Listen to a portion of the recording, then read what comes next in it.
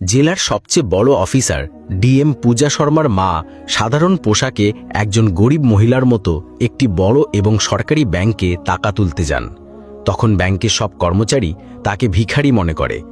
কেউ জানত না যে এই মহিলা জেলার সবচেয়ে বড় অফিসার ডিএম ম্যাডাম সাহেবার মা। সবাই ভেবেছিল এ তো কোনো ভিখারি মহিলা এই বড় এবং পেশাদার ব্যাংকে কি করতে এসেছে। এমন সময় মহিলা ধীরে ধীরে কাউন্টারের দিকে এগিয়ে যান। কাউন্টারে রেশমা নামে একজন নিরাপত্তা প্রহরী বসা ছিল। বয়স্ক মহিলা রেশমাকে বললেন, বেটি, আমাকে ব্যাংক থেকে টাকা তুলতে হবে, এই যে চেক। রেশমা চেক না দেখেই মহিলাকে বলতে শুরু করল, তোমার এত সাহস কি করে হলো ব্যাংকে আসার? এই ব্যাংক তোমার মতো লোকদের জন্য নয়। ভিখারি কেন এসেছো? এটা বড় লোকদের ব্যাংক, এখানে বড় বড় মানুষের অ্যাকাউন্ট আছে। তোমার মতো মহিলার তো এমন ব্যাংকে অ্যাকাউন্ট খোলার ক্ষমতাই নেই। বেরিয়ে যাও এখান থেকে, নইলে মেরে তাড়াবো। মহিলা বললেন, বেটি, তুমি আগে চেকটা দেখো, আমাকে 5 লাখ টাকা ক্যাশ তুলতে হবে। এটা শুনে রেশমা রেগে গেল। এটা কোনো মজা করার জায়গা নয়। কি মনে করছো তুমি?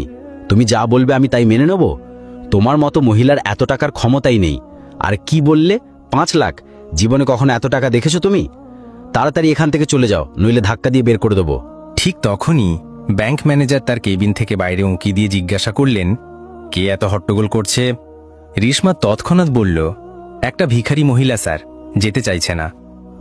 ব্যাংক ম্যানেজার রেগে বাইরে এলেন এবং কিছু না জিজ্ঞাসা করে সেই বয়স্ক মহিলাকে একটা জোরে চড় মারলেন।